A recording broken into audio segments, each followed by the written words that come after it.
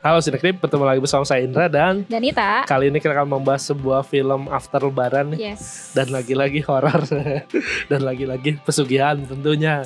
Favorit Dengan- kita semua. Dan judulnya Aku Harus Mati. Yoi. Judulnya agak gimana ya? Iya. Agak mengajak ke arah yang negatif. Berani ya. Iya, Film ini disutradari oleh Hestu Saputra. iya. Di mana di kreditnya juga dia Nulis juga. nulis juga, tapi ada kredit lain juga yang ngasih tahu kalau ada penulis lain juga nih. Iya, dari- 2 orang. Aku Harus Mati bercerita tentang seorang perempuan bernama Mala yang hidup di kota besar dan konon katanya dia ini suka berfoya-foya Iya, sampai terjerat hutang. sampai terlilit hutang Ya. ya. Nah, untuk menenangkan diri dia balik lagi nih ke panti asuhan tempat di mana dia Iya, dibesarkan. untuk kabur dari debt Untuk kabur collector. dari bukan menyelesaikan masalah utangnya malah kabur Iya, dari makanya masalah. datang masalah baru ya. Iya, muncul lagi di masalah Makanya baru. itu Terus karma tidak bayar hutang. iya, bukan kayak gitu ya harusnya Iya. ya. Terus di sana dia ketemu lagi sama sahabat-sahabatnya Tiwi dan Nugra. Ya. Terus entah gimana dia tuh kepikiran untuk mengetahui asal-usul keluarganya Iya, dan dibantu sahabat-sahabatnya ini malah akhirnya mencari nih keberadaan keluarganya. Sampai di pencariannya itu mereka menemukan sebuah rumah di tengah hutan. iya, yang mana itu juga dikasih peta dari Romo yang Iya, tulisan tangan. rumah-rumah pakai spidol. Iya, Abis itu ketemu ya, Iya. tapi menarik ya. Dan di sana itu banyak Iya. banget roh jahat, teror-teror mencekam, dan sampai akhirnya ditemukan nih terungkap sebuah misteri Iya. keluarga di masa Iya. lalu ya. Menurut orang ini kalau kita nonton dari awal, orang menikmati sih. Ini benar. misterinya gimana, Iya, seru ya. terus actingnya gimana, terus settingnya juga Mm-mm. oke ya. Terus ya aktor-aktornya di sini juga mantep-mantep menurut orang, actingnya oke. Dan juga orang di sini disuguhkan dengan ya dari awal ceritanya enak, terus pas udah bagian-bagian horor juga horornya dapet nih pas masih di panti ya. Iya, iya. Terus apalagi yang pas ada ini ada hantu di kaca. Is. Anjir, itu lumayan Iya. oke ya. Ha-ha. Terus juga di bagian pertama itu antara pas kematian Romonya itu yang sungguh sangat brutal itu. Iya, ada Anjir, kuyang. Iya, itu mantap sekali. Iya. Kalau dari aku first of all suka gambarnya sih. Iya. Visualnya tuh visual efeknya bagus ya, Nah. gambar-gambarnya juga horornya tuh dapat gitu, vibes horornya tuh berasa dari gambarnya.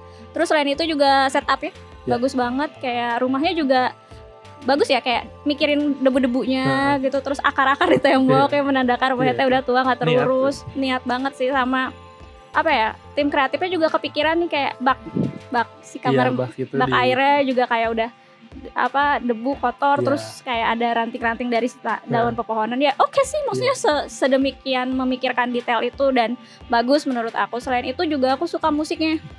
Musiknya tuh jam sekarang berasa, terus kayak wah ini bakal ada sesuatu nih. Udah tahu nih bakal ada yang nggak beres nih dari musiknya. Dan aku juga suka lagunya tuh kayak Lingsir Wengi ya, Iya, kurang creepy lebih lah. lah ya, creepy banget, Jawa-Jawa gitu liriknya. Dan menurut aku itu sangat pembaruan sih, kayak ada lagi lagu horor selain Lingsir Wengi gitu. di Ya, film walaupun horor. Jawa lagi ya. Iya, mirip-mirip, tapi ya Mantra-mantra. mirip juga sih lagunya ya, Iya. mantra-mantra gitu. Dan pokoknya itu tuh menunjukkan bahwa film ini sebenarnya production value-nya tuh terlihat sangat mahal Iya, ya menurut orang. Dengan ya tadi CGI-nya juga masih tidak mengganggu di sini, terus Aman. ya brutal-brutalnya di sini oke banget. Sama aku suka mixingnya rapi, kadang-kadang tuh ada kayak memasukkan dialog, lagu, terus scoring tuh kadang-kadang kayak mixingnya ganggu, nggak rapi. Di sini tuh oke ya, smooth Iya. gitu. Terus lagunya oke, musiknya juga oke, scoringnya bagus. Terus kayak detail-detail sound desainnya juga berasa kayak langkah kaki, suara angin gitu-gitu ya, bagus. Terus juga make upnya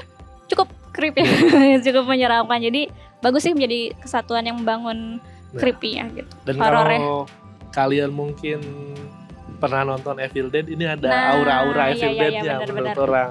Jadi ada aura-aura sebelum iblis menjemputnya juga kan, Mm. di mana orang nyampe di satu rumah Mm-mm. terjebak di situ dan semua kegilaan Teror, terjadi, teror iya, udah ya darah-darah. itu Karena di sini ala-ala juga situlah.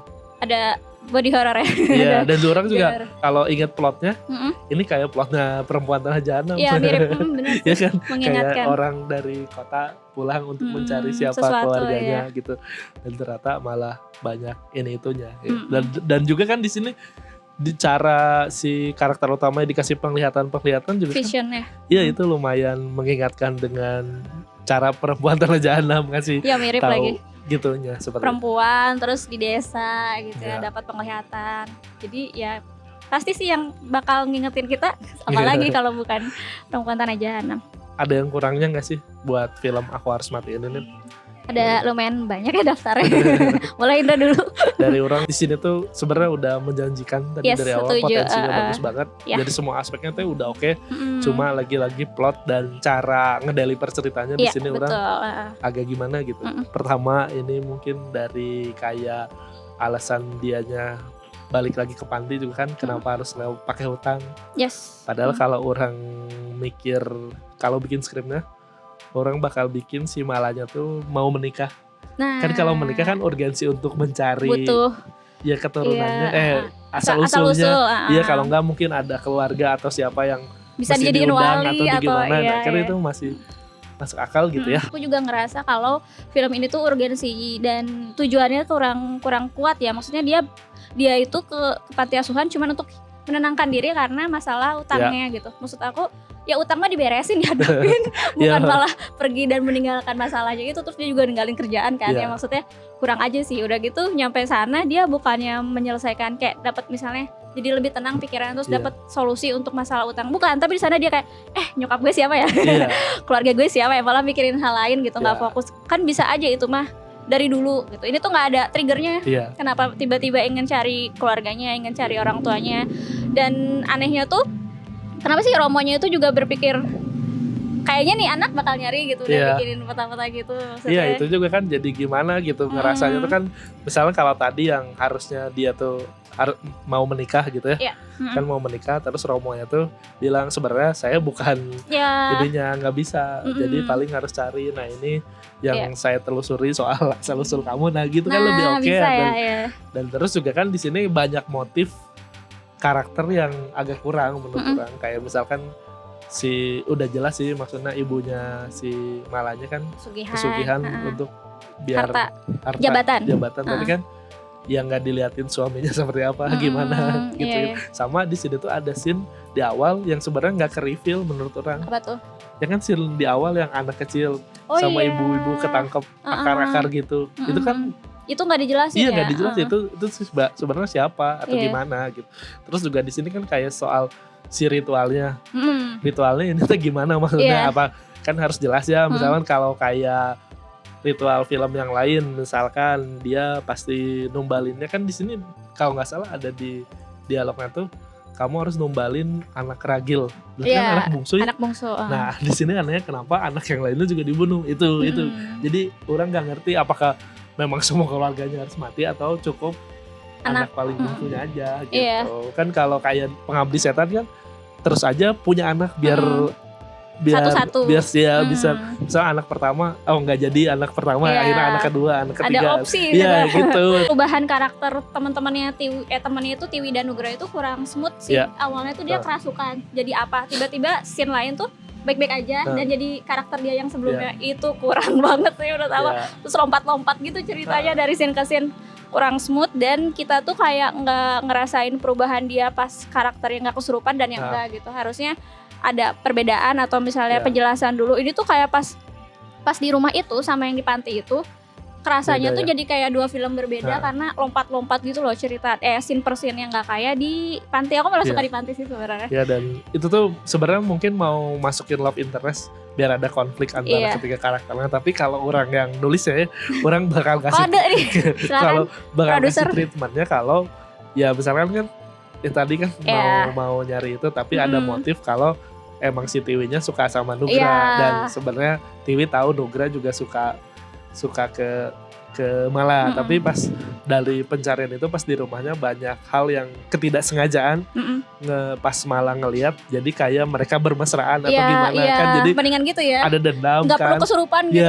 Ada dendamnya sebenarnya, itu bisa maju kesurupan soalnya Tiwinya dendam. Pas si Tiwinya dendam kan ada alasan untuk ini orang dendam bisa bikin orang lain mati. Nah jadi ada celah bisa untuk sih cuman kayak gitu sih. Jadi kita nggak bisa ngeliat perubahannya tuh dengan enak ya, sayangnya gitu, karena pokoknya tiba-tiba si Nugra jadi kayak gitu, terus juga Tiwinya juga gitu, terus tiba-tiba di scene yang masih kayak kelanjutannya mereka biasa aja. Itu aneh banget sih. Harusnya nggak tiba-tiba kayak itu gitu. Buat apa sebenarnya ya? Sebenarnya tujuan scene itu apa, dan ya ternyata tidak terlalu berpengaruh juga. Iya gitu. benar.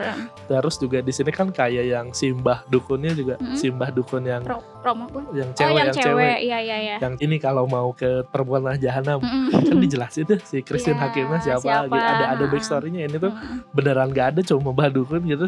Terus kenapa dia tetap nungguin iya. itu tuh aduh. Iya sih Gitu. sayang. Terus kan ada yang si bapak-bapak yang penunggu yang bawa itu juga. Itu bagus sih sebenarnya. Iya, dianya tapi ya siapa? Kenapa bisa gitu? Iya. Ya sih sama, aku juga ngerasa banyak hal yang menarik tapi nggak diulik. Terus hal lain yang harusnya nggak perlu diulik, segitunya, ya. iya malah termasuk ditonjolin. karakter-karakter kayak mbahnya. Terus juga penjaga yang itu yang bapak-bapak bawa apa? Ya bawa alat itu lah ya. bedog. Ya mereka tuh sebenarnya parang. oke ya karakternya, terus actingnya juga oke, makanya penasaran gitu.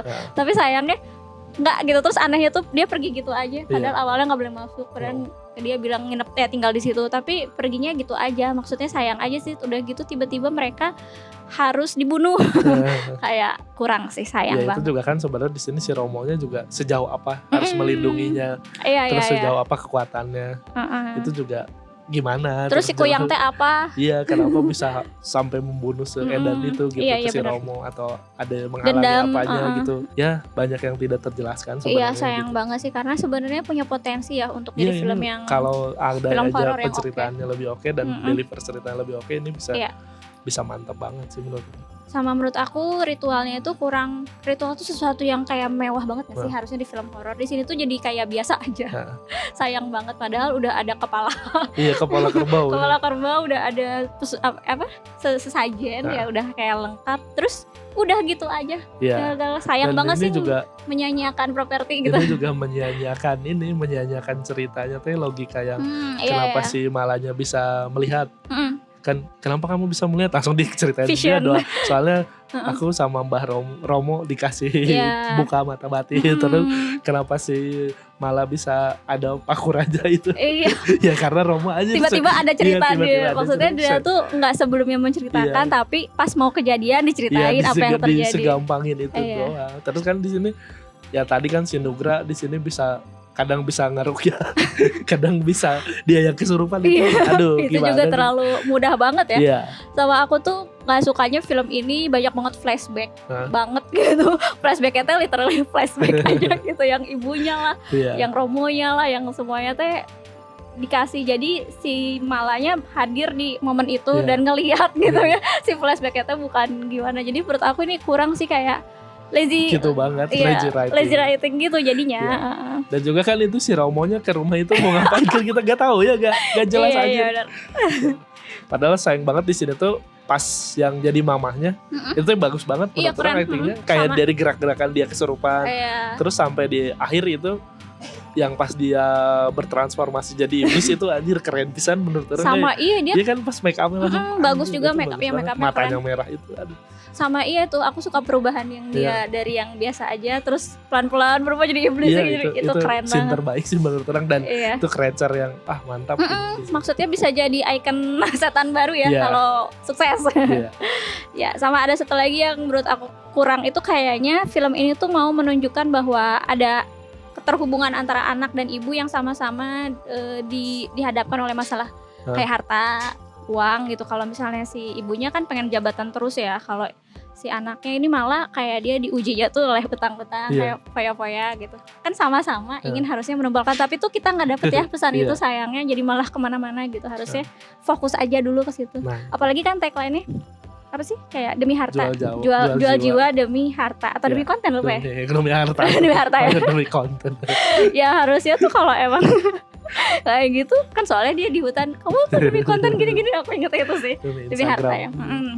Ya harusnya ngulik itu sih menarik ya, karena itu jadi terulang gitu. Atau dia aja juga pengen kayak gitu konfliknya. Sayangnya enggak sih, jadi nggak ada pesan yang bisa kita ambil dari film ini akhirnya gitu. Buat orang juga endingnya itu yang pasti malah untuk menghindari kutukan matinya, kan biar si Nugranya nggak ikut mati, dia menabrakkan diri ke tembok. Itu sungguh sangat anjing. Kenapa itu harus di luar ekspektasi harus kenapa semales itu? Gimana caranya?